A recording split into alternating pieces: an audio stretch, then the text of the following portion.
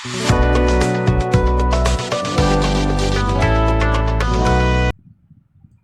Guys, so this is Manjit. Guys, आज के video में हम लोग त्रिदेव सिद्धांत के बारे में पढ़ने वाले हैं। एंड पिछली वीडियो में हम लोग ने पंच महाभूत सिद्धांत को खत्म किया है, ठीक है। तो अब हम त्रिदोष सिद्धांत में देखने वाले हैं उसका परिचय, त्रिदोष सिद्धांत क्या है, उसकी क्या महत्व है आयुर्वेद में, ठीक है। तो चलिए स्टार्ट करते हैं, देखते हैं सबसे पहले त्रिदोष सिद्धांत का क्या है। तो परिचय में देखते हैं। आयुर्वेद में वात पित्त एवं कफ को त्रिदोष कहा गया है, ठीक है। तो वात पित्त कफ इनको त्रिदोष या त्रिस्तूण भी कहा गया है। आयुर्वेद में वात पित्त कफ को त्रिदोष कहा गया है।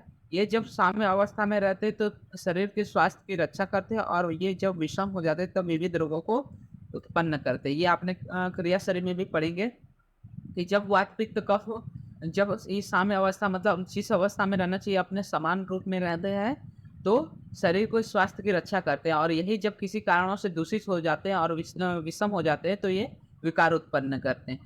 उसके बाद देखते हैं त्रिदोष सिद्धांत क्या है। तो त्रिदोषों की क्रियात्मक सबसे पहले देखते हैं रचना शरीर के मूल कारण क्या है, पंच महाभूत। अब रचना शरीर किस पे डिपेंड करता है कि हमारा बॉडी बना कैसे है, तो रचना पे डिपेंड करता है, एनाटॉमी। तो एनाटॉमी के लिए सबसे ज्यादा इंपॉर्टेंट क्या है, पंच महाभूत। एंड क्रिया शरीर के मूल कारण है त्रिदोष। क्रिया में क्या है, मोस्ट ऑफ द टाइम हम लोग देखते हैं क्रिया में कैसे हलचल हो रही, कैसे वर्क हो रहे, कैसे रेगुलेशंस हो रहे बॉडी में, मेटाबॉलिज्म्स हो रहे। तो ये सारे कार्य जो है बॉडी में वो त्रिदोषों द्वारा किए जाते हैं।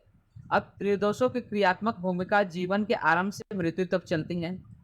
वही metabolism and all the things in the body, जब से हमारा जन्म हुआ है तब से लेके मृत्यु तक जो है त्रिदोष क्या करते हैं, शरीर में क्रियात्मक भूमिका निभाते हैं, ठीक है।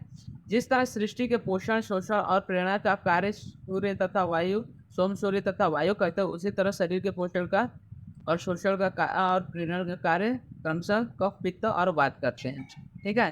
तो शरीर का जो सृष्टि है उसका पोषण, शोषण और प्रेरणा, पोषण के लिए आपके पास सोम है। सोम के अपने शीतल वायु से का और जलीय अंश प्रदान करके उसका शरीर सृष्टि का पोषण करता है। सूर्य अपनी किरणों से इन जलीय अंशों का शोषण करती है, और वायु क्या करती है, गतिमान करके प्रेरणा प्रदान करती है, ठीक है। उसी प्रकार देखते हैं कि शरीर के पोषण, शोषण और प्रेरणा का कार्य क्रमशः कफ क्या करता है, पोषण करता है, वो स्निग्धता प्रदान करता है, गुरु गुण प्रदान करता है, स्निग्धता प्रदान करता है, जिससे क्या होता है, शरीर का पोषण होता है। उसके बाद पित्त क्या है, उष्ण होने के कारण वो शरीर में शोषण आदि कार्य करता है, और वात में चल गुण होने के कारण वो शरीर में होने वाले क्रियाओं का प्रेरण करता है। और उसके बाद देखते हैं वात प्लित श्लेष्मणाद एवं देव संभवेत। मतलब देह की उत्पत्ति में क्या है, वात, पित्त और कफ ही कारण है। अब देह का कैसे पंच भौतिक है, देह पांच महाभूतों से मिलकर बना है, और उसमें जो क्रियाएं होती है वो टोटली इन वात, पित्त, कफ इन तीनों के कारण ही होती है। ये तीनों क्या है, अविकृत, मतलब जब प्राकृत या साम्य अवस्था में रहते तो ये शरीर के अधा, मतलब वात क्या है, अधा, शरीर के अधा भाग में, मध्य भाग में आपका पित्त, और शरीर के ऊर्ध्व भाग में कफ रहते हुए शरीर का धारण करते हैं और उसका पोषण, प्रेरणा आदि कार्य करते हैं। इस प्रकार शरीर का धारण करने के कारण कुछ आचार्य इन्हें त्रिस्थूण भी कहते हैं। जैसा मैंने आपको शुरुआत में बोला था कि त्रिदोष को त्रिस्थूण भी कहा जाता है, तो वो शरीर में धारण आदि कार्य करते हैं, इसलिए इनको त्रिस्थूण भी कहा गया है, ऐसा काश्यप ऋषि ने कहा था। ओके, अब त्रिदोष के प्राकृतिक कार्य क्या क्या है। तो सबसे पहले देखते हैं वात के प्राकृतिक कार्य। तो वात में उत्साह, उच्छ्वास, निश्वास, चेष्टा, वेग, प्रवर्तन, सम्यक यत्च धातु नाम अच्छा नाम पाठव्यंजय। तो क्या है, प्राकृतिक वायु क्या करते हैं, सदा उत्साह, मतलब कोई भी काम करने की प्रेरणा या फिर प्रयत्न जागृत करती है। श्वास, प्रश्वास, मतलब एक्सलेशन, इनहेलेशन आदि कार्य। फिर चेष्टा, किसी भी कार्य तरह का प्रयत्न, मतलब मानसिक चेष्टा है, मतलब मानसिक प्रयत्न या मानसिक कार्य करने की बुद्धि आदि। फिर पुरुष आदि के वेगों की प्रवृत्ति, मतलब शरीर से बाहर इनको निर्धारण करना, और रस आदि धातुओं की उचित गति आदि क्या है, और जो इंद्रियों की पटुत्सा है, मतलब इंद्रियों को उनके विषय ग्रहण करने में समर्थ बनाने में सारे कार्य त्रिदोष या फिर वात करते हैं यहाँ पे। उसके बाद जो प्राकृत कृत्य के कार्य है उसमें है पित्तम पक्तियोष्म दर्शन, श्रोत्र, रुचि, प्रभा, मेधादिश और तनु मार्दवन।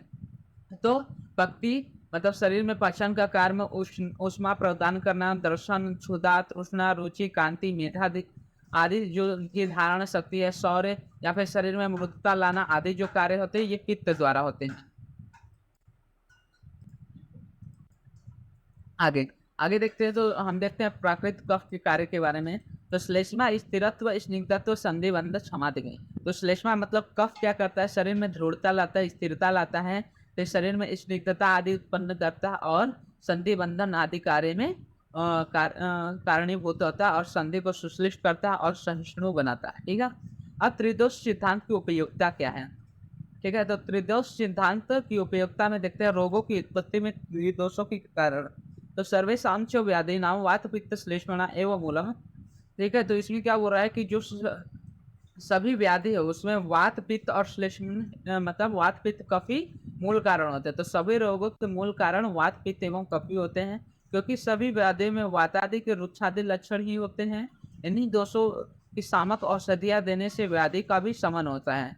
दृष्टि फलतत्व और आयुर्वेद शास्त्र भी वात पित्त एवं कफ को ही व्याधियों का कारण मानता है। तो मतलब बेसिकली ये बोलना चाहता है कि विषमता उत्पन्न होने के कारण इन दोषों में ही ये क्या करते हैं, व्याधि उत्पन्न करते हैं शरीर में।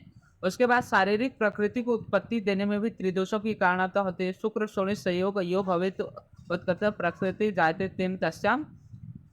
ओके, तो शुक्र शोणी संयोग के समय जिस दोष का बल अधिक होता है उसके अनुसार ही शरीर की प्रकृति भी निर्धारित होती है। ठीक है, आगे देखते हैं। रोगों की साथ ही असाध्यता भी दोषों के बलवान पर निर्भर करती है। अगर दोष ज्यादा बलवान हुए और बहुत ज्यादा विकृत हो गए हैं तो फिर उसका वो असाध्य व्याधि हो सकती है। अगर कम विकृत हुए हैं, कम विकार उत्पन्न किए, कम रोग उत्पन्न किए हैं, तो वो साध्य व्याधि होगी। इसके बाद देखते हैं रोगों की चिकित्सा का आधार भी दोषों का बलाबल ही है। तो जो रोग है उसकी चिकित्सा का आधार भी दोषों का बलाबल को ही मानते हैं कि अगर दोषों का बल कम है तो फिर रोग की चिकित्सा आसानी से हो सकती है। एंड दोषों का बल बहुत ज़्यादा बढ़ गया है या फिर बहुत ज़्यादा विकृत हो गए हैं तो उससे दोष की चिकित्सा करना और मुश्किल या फिर कठिन हो जाएगा। ठीक है, तो इस प्रकार इस वीडियो में हम लोग ने देखा इस प्रकार से त्रिदोष सिद्धांत के बारे में कि त्रिदोष सिद्धांत क्या है, त्रिदोष ने वात पित्त कफ आदि क्या करते हैं। जिस प्रकार सृष्टि में शोषण पोषण और प्रेरणा का कार्य वायु करते हैं उसी प्रकार कफ पित्त और वात शरीर में प्रेरणा आदि कार्य करते हैं। और जो भी जो प्राकृतिक कार्य देखे वात के पित्त के कफ के और उनकी उपयोगिता क्या है शरीर में, ये भी देखें। ठीक है, तो अगले आज की वीडियो के लिए बस इतने। अगले वीडियो में हम देखने वाले सटरस सिद्धांत के बारे में।